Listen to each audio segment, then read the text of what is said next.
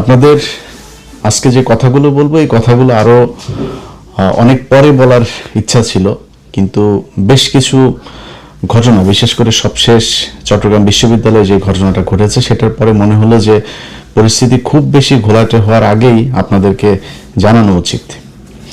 দেখেন, বর্তমান সরকার ক্ষমতায় এসেছে, আমরা কিন্তু আমি সরাসরি কিন্তু বিএনপির বিরুদ্ধে ক্যাম্পেইন করেছি এবং আগেও বলেছি যে অবস্থা বিএনপি এবং জামাত এই দুইটা দলের নাম কিন্তু গেল 15 বছর উচ্চারিত হয়েছে এককভাবে না, যৌথভাবে উচ্চারণ করা হতো। বিএনপি জামাত, জামাত বিএনপি, বিএনপি জামাত, জামাত বিএনপি। কোনো ঘটনা হইলেই শেখ হাসিনা বলতো নাশকতার সাথে জড়িত বিএনপি জামাত, জামাত বিএনপি, এইভাবেই কিন্তু। অতএব এই দুইটা দল এখন বাংলাদেশের একটা পক্ষ, আওয়ামী লীগ আরেকটা পক্ষ। সেই পক্ষটা নিয়ে আপনাদের মাঝে একটা বিরোধিতা তৈরি হয়েছে। সেই বিরোধিতা কি? নির্বাচনের বিরোধিতা। সো সেই বিরোধিতায় আমিও একটা পক্ষ নিয়েছিলাম, এবং কেন নিয়েছিলাম সেটা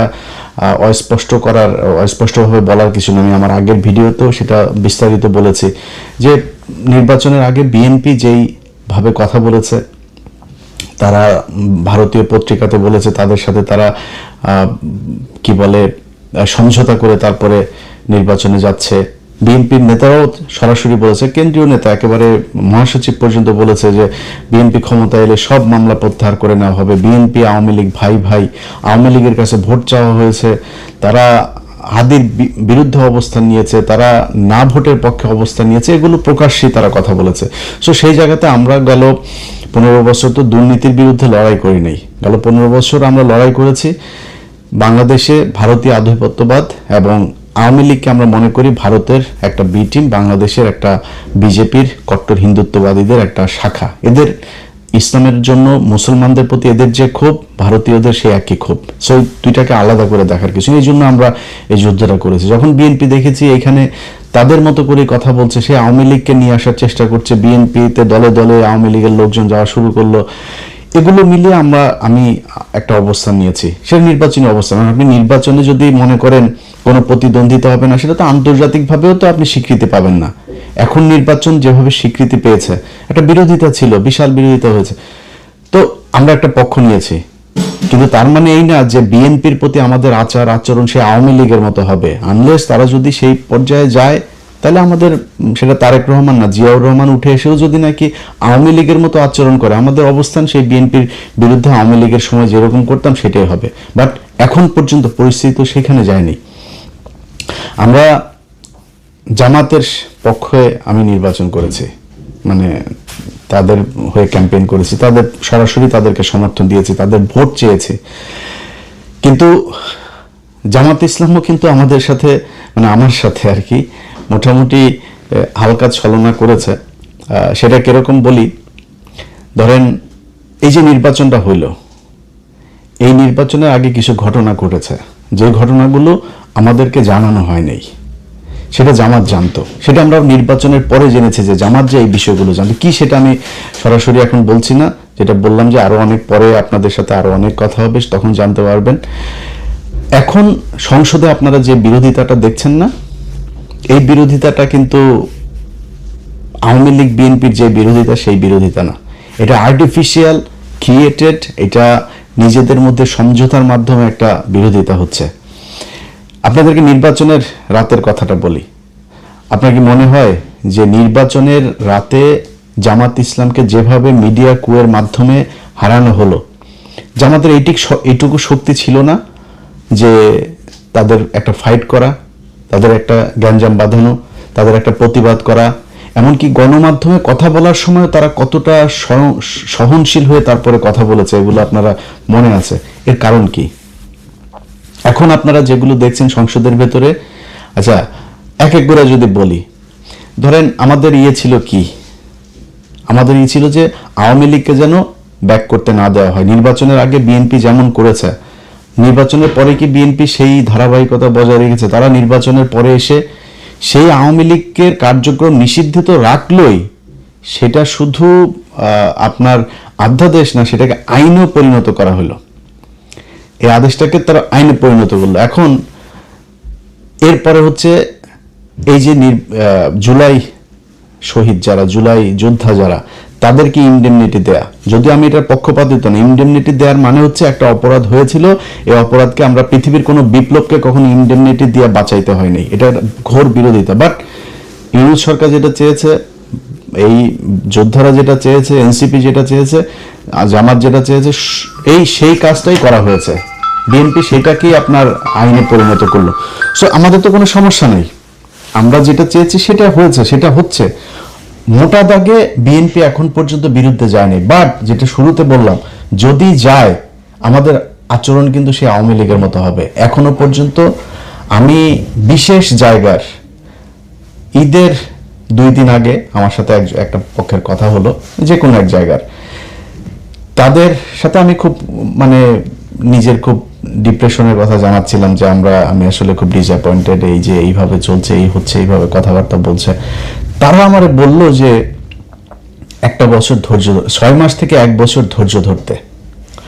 আমি যা দেখছি পরিস্থিতি এরকম থাকবে না। তো আরো অনেক বিস্তারিত এগুলো আপনাদেরকে এখন আর বলছি না, অতএব একটু ধৈর্য ধরতে হবে। আজকে এই যে চিটাং বিশ্ববিদ্যালয়কে ঘটনা নিয়ে, তারপরে ছাত্রদল ছাত্র শিবিরকে বলছে গুপ্ত, ওরা আবার এদেরকে আপনার তারেক রহমানকে অ্যাটাক করছেন। ভাই, ছাত্র শিবির বা জামাত ইসলাম, এখানে মূলত ছাত্র শিবিরকে শুধু একটা কথা বলবো, ভাই আপনাদের সাথে গন্ডগোল হচ্ছে ছাত্র দলের। আপনি ছাত্র দলকে কাউকে যদি কিছু, বা ছাত্র দলের সংগঠনকে আপনি যদি করেন, তাদেরকে অ্যাটাক করেন, তাদের ব্যাপারে কথা বলেন, তাদেরকে যা মনে চায় বলেন, কিন্তু আপনি তারেক রহমানকে টেনে যখন নিয়ে আসবেন, তখন দলীয় প্রধান হিসেবে সেও কিন্তু তার ধৈর্যের সীমা পার হইতে পারে। সো আপনার তারেক রহমানকে নিয়ে তো আসার তো এখানে দরকার নেই। তারা কিন্তু গুপ্ত টুপ্ত এগুলো বলছে, ইসোকে, আপনারা তো রাজাকার বলে নেই, আপনারা তো পাকিস্তানি বলে নেই, ওইখান থেকে তো ছাত্রদল বেরিয়ে এসছে, এটার জন্য তাদেরকে অন্তত সাধুবাদ দেওয়া উচিত।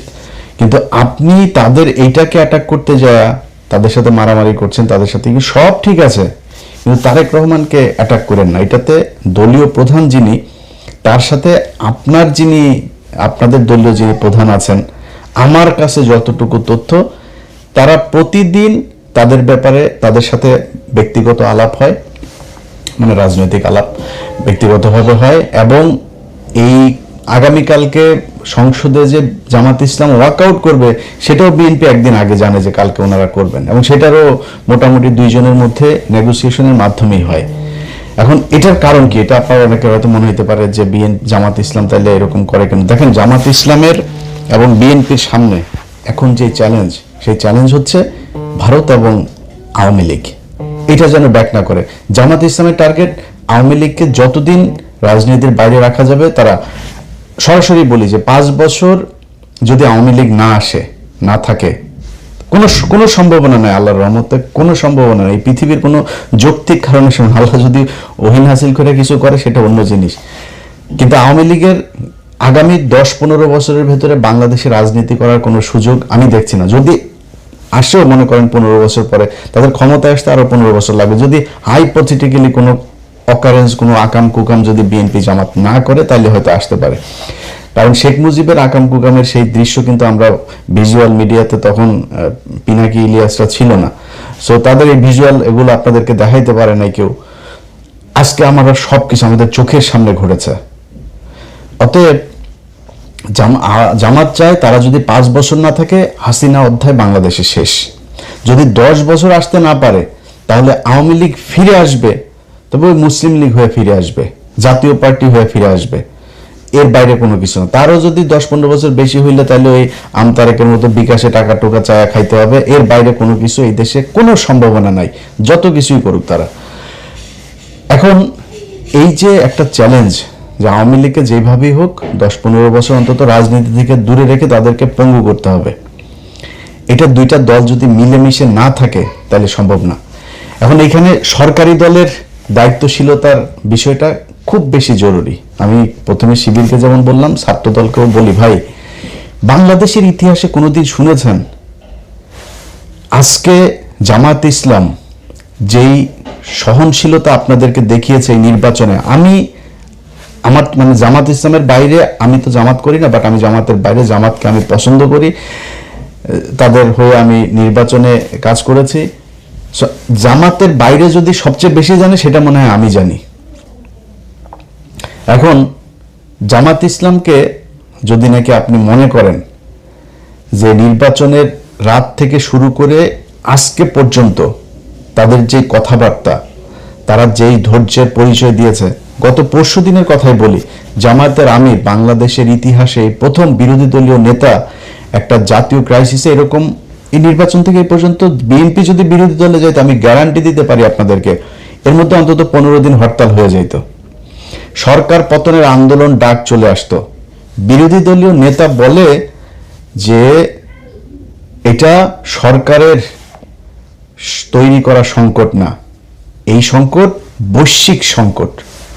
শফিকুর রহমান বলে নাই সংসদে দাঁড়ায় এই কথা। বাংলাদেশের ইতিহাসে কোনোদিন বিরোধী দলীয় নেতা সরকারকে এইভাবে সাপোর্ট দিয়েছে? কোনোদিন দিয়েছে? কখনোই হয়নি। আজকে সেটা জামাত ইসলাম দিচ্ছে। সো এইটুক ধৈর্য আপনাদের ভিতরে রাখা উচিত। আর আপনারা মারামারি করেন, কাটাকাটি করেন, যাই করেন, একটু মনে রাখেন এই গেল 1.5 বছর আগে একসাথে জেলখানায় বসে এর বাড়ির মুরগির গোশত আপনি খেয়েছেন, ওনার বাড়ির ডিমের তরকারি আপনি খেয়েছেন। আপনাদের কাছ থেকেই শোনা, জেলখানায় বসে আপনাদের কাছ থেকে শুনেছি। সো আপনাদের দুইজনের গন্তব্য এক ছিল, ধান খেতে একসাথে মশারি টাঙিয়ে ঘুমিয়েছেন আপনারা, জামাত শিবির একসাথে বসে, মানে শিবির ছাত্রদল একসাথে বসে। আমার সাথে ইন্টারনালি এখনো অনেক শিবিরের, মানে জামাতের আর বিএনপির দুই নেতা, বড় বড় নেতা, দুই নেতা একসাথে কনফারেন্সে কথা বলি, কি খাদ্যের দুইজনের ভেতরে এটা আছে। কিন্তু আপনারা যেই দুইজনের ভেতরে একটা সাংঘর্ষিক পরিস্থিতি তৈরি করছেন, অ্যাজ ইফ আপনারা আওয়ামী লীগ এবং বিএনপি, আওয়ামী লীগ এবং ছাত্র শিবির, এটা ভাই করা ঠিক না। আপনাদের ভেতরে সমস্যা থাকবে, 15 বছরের চিত্রগুলো একটু মাথায় নিয়ে আসেন, নিয়ে এসে তারপরে এই দ্বন্দ্বগুলো করেন। দ্বন্দ্ব থাকবে আপনাদের ভিতরে, দুই পক্ষের একরকমের চিন্তা ভাবনা হবে না।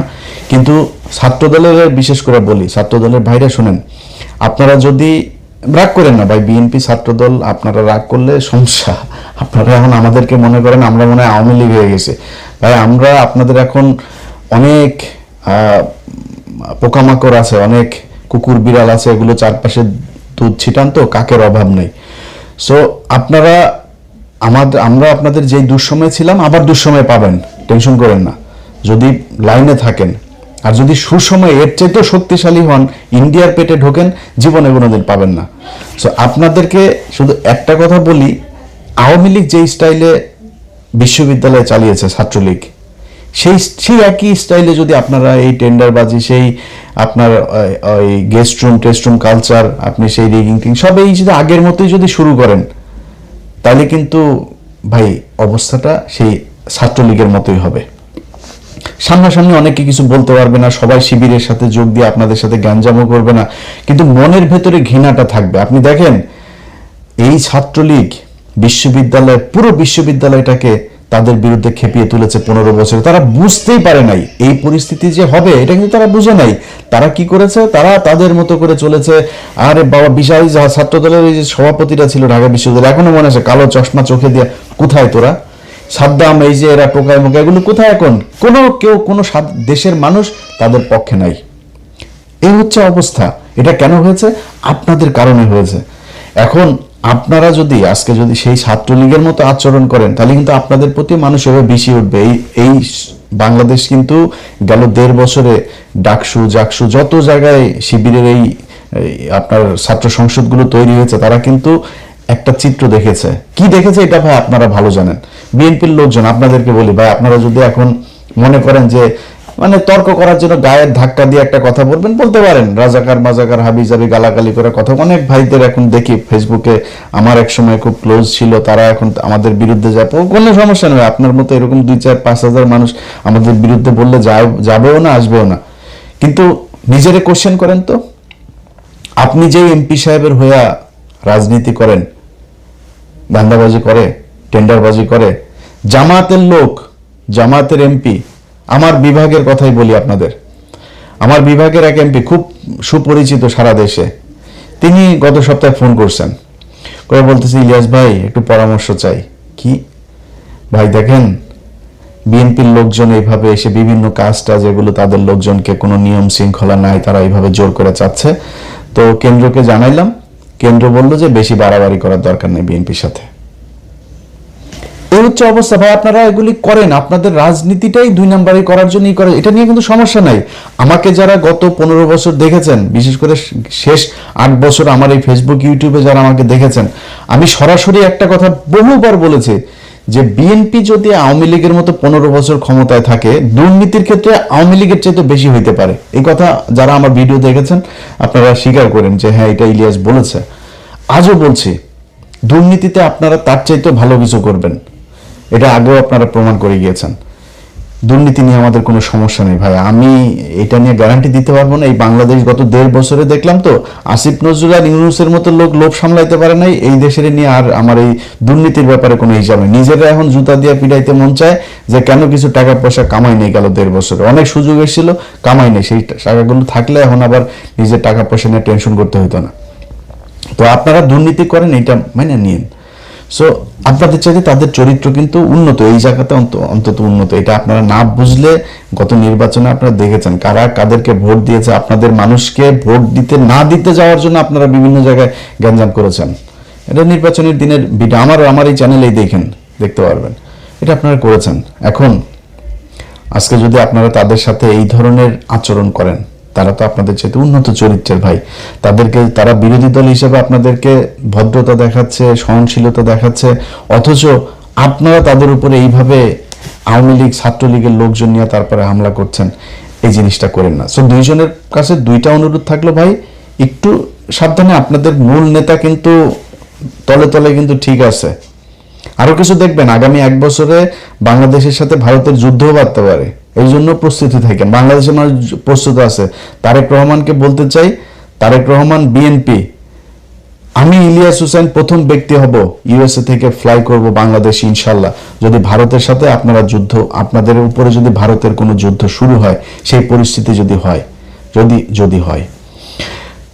কিন্তু আপনারা যারা অন্যরা যারা আছেন, তারা এই যে 2 জনের ভেতরে যে সম্পর্ক, এই সম্পর্ক তো আপনাদেরকে সবার কানে কানে যায় বলে দিয়ে আসবে না। বলে দিয়ে আসলে এখানে সিকিউরিটি অনেক ব্যাপার আছে, অনেক পলিসির ব্যাপার আছে, অনেক পরিকল্পনা আছে। এই পরিকল্পনাগুলোর বিষয়গুলো তারা জেনে যাবে। সো তাদের ভেতরে ঠিক আছে। আপনাদের কাছে অনুরোধ থাকলে 1টা বছর ধৈর্য ধরেন।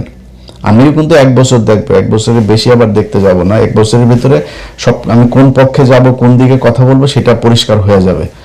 এখন বিএনপিকে সহায়তা করতে চাই। বিএনপি রাষ্ট্র পরিচালনা করছে, জামাত ইসলাম যেভাবে সহায়তা করে, আমরাও ভাই চাই আপনারা একটু সময় নেন। এই যে তেলের সমস্যা নিয়ে এখন আওয়ামী লীগ প্রতিদিন তাদের পেজে আপনার টকশো করে, বিভিন্ন বিশেষজ্ঞদের নিয়ে টকশো করে। শেখ হাসিনা নেই আজকে, এই অবস্থা, তোরা চুরি করে গেছিস, তোরা চুরি করে বাংলাদেশে আজকে পঙ্গু বানায়, ওরা এখন করে, ওরা কি উন্নয়ন করিস? উন্নয়ন তোর বাপের টাকা দিয়ে করছিস, এই দেশের মানুষের টাকা দিয়ে উন্নয়ন করছিস, সেই টাকা লুটপাট করে তারপর নিয়ে গেছিস। 1 টাকার জিনিস 10 টাকা দিয়ে কিনা তারপরে তোরা এই করছিস। এই রূপপুর পারমাণবিক বিদ্যুৎ কেন্দ্র, এটাতেই তোরা $6 বিলিয়ন খাইছিস। পদ্মা সেতুতে $2 বিলিয়ন, 20,000 কোটি টাকা খাইছিস। এখনকার হিসাবে তার চাইতে আরো বেশি টাকা। সো তোরা এগুলি খাইছিস, তোরা আমাদের টাকা নিয়ে তারপরে তোর বাপের নামে করতে চাস, তোরা উন্নয়ন করেছিস, দেশটারে ধ্বংস করে দিয়ে গেছিস। এত বৈদেশিক যে লোন, এগুলো এখন বিএনপিকে টানতে হচ্ছে। সো আমরা ভাই পক্ষে কথা বললে সুন্দর করে বলতে পারবো, পক্ষে কথা বলতেও চাই, আপনাদেরকে সব ধরনের সহযোগিতা দিতে চাই। আল্লাহর ওয়াস্তে যত পারেন চুরি করেন, চুরি আমাদের এটা বাপদাদারা শিখাই গেছে, এটা আমাদের রক্তের মধ্যে আছে, কোনো সমস্যা নাই। খালি ইন্ডিয়ার পেটে ঢুকেন না, এটাই বিএনপির কাছে অনুরোধ, আর কোনো কিছু না। যে কোনো বিষয় পাবেন, যে কোনো ব্যাপারে জাস্ট আমাদেরকে একটু বুঝাইলে হবে এই বিষয়টা এইভাবে হচ্ছে, এইভাবে করতে। আমাদের আমরা খোলা চোখে একরকম দেখবো, ভেতরে যদি আরেক রকম, সেটা তো আমাদের জানতে হবে, বাস জানাইলেই হবে খালি। যাই হোক, বিএনপি এবং জামাত 2টা দলের ছাত্র সংগঠন, আপনাদের কাছে অনুরোধ থাকবে, এবং ফেসবুকে যারা আছেন বিশেষ করে আপনাদের কাছে অনুরোধ থাকবে, ভাই চিটাং বিশ্ববিদ্যালয়ে গিয়ে কিন্তু তারেক রহমান মারামারি করে নেই। সো আপনারা তারেক রহমানকে নিয়ে, তারপরে যে ওই জিনিসটাও আমি এখন আমার ভিডিওতে বলছি না, এটা আবার কাইটা নিয়ে আবার অন্য জায়গায় নিয়ে দিয়ে আসতে পারে, যেখানে বলছি না, কি বলেন আপনারা।